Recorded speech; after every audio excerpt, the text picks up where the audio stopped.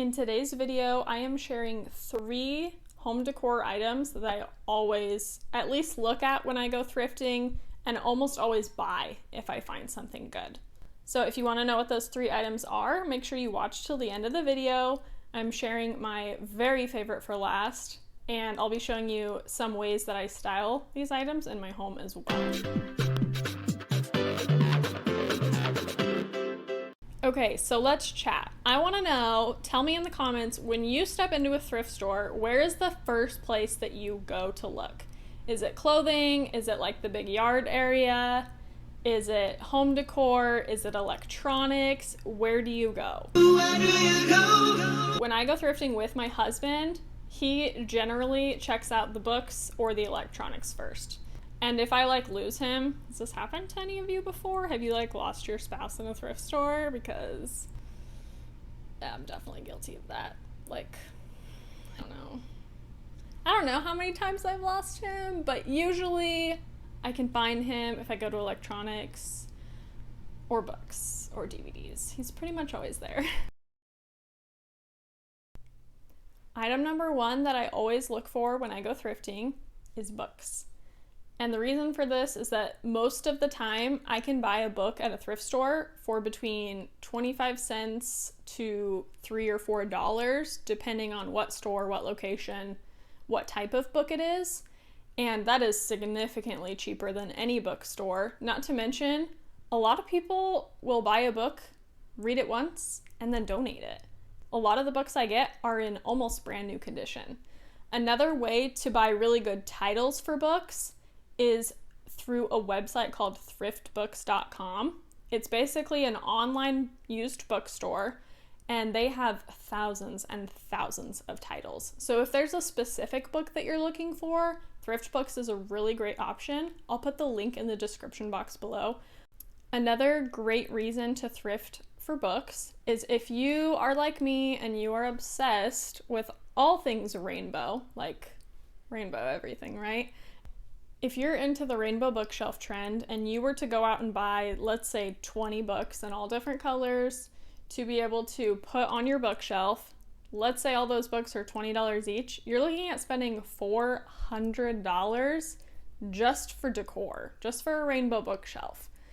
I don't know about you, but to me that is way too much money to spend on decor, even if you are going to read some of the books.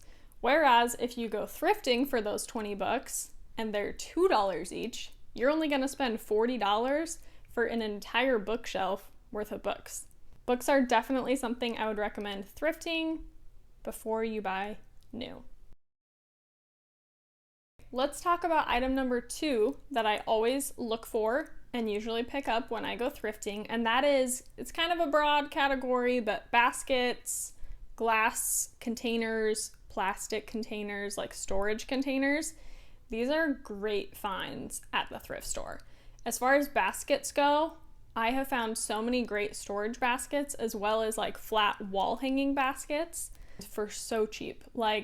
I'm pretty sure my entire basket wall costs me $5. I also really like to look for glass containers for food storage. I just recently picked up this glass container with a lid to put my Drops laundry detergent pods in. I've kind of just found a lot of miscellaneous storage items like drawer dividers, plastic bins, things like that. It really saves a lot of money in the long run, especially if these items are gonna kind of be tucked away and you're not gonna see them. Sometimes you really want that kind of cohesive look, like the pantries where every container is the same. I personally kind of like a more eclectic look, so I don't mind if my containers are a little bit mismatched. The third item that's probably my favorite that I always look for when I go thrifting is frames and art. I would describe my interior decorating style as a little bit more eclectic, a little bit more boho, a little bit more vintage. And so for me, I find that thrifting frames for, let's say, my gallery walls is a great option because I don't really want all of my frames to match anyway. But if you are someone that likes your frames to be a little bit more cohesive, spray paint or even something called rub and buff, if you like a metallic look, is a great way for super cheap to make all of your frames look very cohesive, like they were meant to be together. You could paint all of them black, all of them gold, all of them white, whatever it is that you want to go for. Paint can pretty much fix anything. I also appreciate that you can find some pretty incredible vintage frames and some really large frames at the thrift store. I don't know if you've ever looked at the price of frames that are bigger than, like, let's say a 16 by 20, around a 20 by 24. Frames are very expensive. Whereas you can go to the thrift store, find a nice, very large frame for around $5, $8, $10. You can always paint it, and you can really customize it to be what you want. All right, that's all I have for you in today's video. If you liked this video, give me a thumbs up. Thank you so much for watching, and until next time, I hope that you have a great day and happy thrifting.